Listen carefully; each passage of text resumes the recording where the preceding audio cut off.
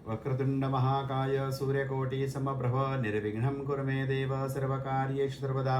मंगलं भगवान् विष्णुर्मंगलं गरुडध्वजः मंगलं पुंडरीकाक्षो मंगलायतनो हरिः। पुरुषोत्तम भगवान की जय। आपण मागील अध्यायामध्ये पाहिलं की मेधावी ऋषींची कन्या अत्यंत विलाप करून या ठिकाणी दिवस कंठित होती आणि तिलाच कृपा करावी अशा उद्देशाने दुर्वासांचं या ठिकाणी तिच्या झोपडीमध्ये आगमन झालं।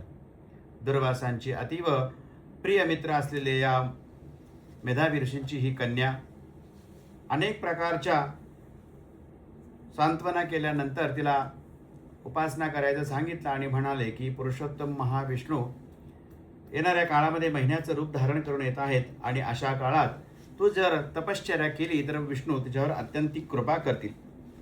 हे व्रत तू कुणाला सांगू नको।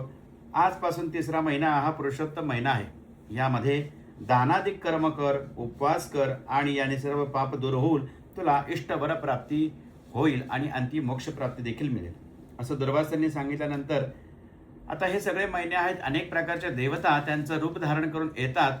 ह्या सगळ्या महिने काही करू शकले नाही आणि हा पुरुषोत्तम महिना माझं काय करणार अशा विचाराने व्यथित होऊन ती बोलू लागली, विलाप करू लागली। आपण पाहतो वैशाख महिन्यामध्ये महादेवांचा महिना मानला जातो, माघ महिन्यामध्ये शंकरांची पूजा केली जाते, कार्तिकामध्ये विष्णूंचं पूजन केलं जातं, श्रावण महिन्यामध्ये देखील महादेवांचा उपवास होतो, नवरात्रामध्ये देवीची उपासना केली जाते। असे वेगवेगळ्या महिन्यांचं वेगवेगळं देवता धारण करतात आणि आपलं त्या ठिकाणी प्रागट्य किंवा अधिष्ठान वरसिद्धीसाठी वापरत असतात। या ठिकाणी देखील पुरुषोत्तम महिना येणार आणि त्याचं तुला मला फळ मिळणार। जे ब्रह्मादिक देव करू शकत नाहीत, जे विष्णुवादी देव करू शकत नाही, महादेव करू शकत नाही, तो हा पुरुषोत्तम काय करणार अशी निंदा तिच्या वचनातून निघून गेली। दुर्वासांना प्रचंड राग आला, पण रागाचा उपयोग काय होणार, तिला शाप दिला नाही हेच काय तिचं परमभाग्य। यावर दुर्वास म्हणाले की तू आता चिंता करू नकोस, जर तू हे शक्य नसेल, तुला उपवास करायचा नसेल तर तू महादेवांचं आराधन कर, जेणेकरून ते प्रसन्न झाले तर तुलाच ते वरदान देतील किंवा मार्गदर्शन करतील। अशा प्रकारे या पुरुषोत्तमाची निंदा करून या ठिकाणी मलमास म्हणून अनिष्ट मानला गेला असं पितृहीन अज्ञानी कन्या या ठिकाणी तपश्चर्येला बसली।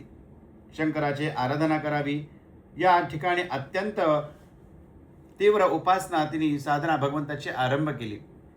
काही काळात तर केवळ फक्त धूम्रपान करून देखील हिने उपवास केला आणि या ठिकाणी परमभाग्य तिचा शंकर भगवान प्रकट झाले आणि आशीर्वाद देऊ लागले। काय वर पाहिजे तुला असे विचारल्यानंतर मला फक्त पती दे, पती दे, पती दे आणि पतीच दे असं जेव्हा ही मुलगी 5 वेळा म्हणाली त्यावेळेस भगवंत म्हणतात तथास्तु, तू 5 वेळेस पती दे असं म्हणाल्यामुळे तुला पुढच्या जन्मामध्ये 5 पती तुला प्राप्त होतील। हीच ती पांचाली रूपाने प्रकट झाली। द्रुपद राजांच्या यज्ञामध्ये दैवी कन्या म्हणून हिचा अयोनी जन्म झाला आणि पुढे पांडवांची म्हणजे तुमची ही पत्नी झाली आहे।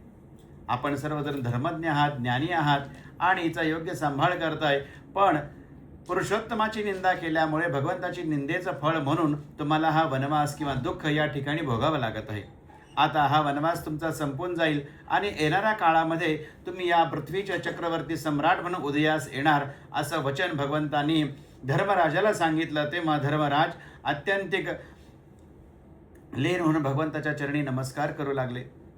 पुढे या ठिकाणी व्रतादी कर्म कसं करावं आणि या ठिकाणी पुरुषोत्तमाची कशी कृपा तुमच्यावर प्राप्त होईल हे सर्व विधान भगवंतांनी पांडवांना सांगितलं। द्वारकेमध्ये माझे सगळेजण आता वाट पाहत आहेत म्हणून मला तिकडे गेले पाहिजे असं विचार करून भगवंतांनी पांडवांचा निरोप घेतला आहे।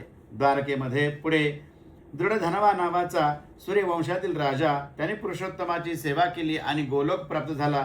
याची ही कथा आपण पुढे ऐकणार आहोत। पुरुषोत्तम भगवान की जय।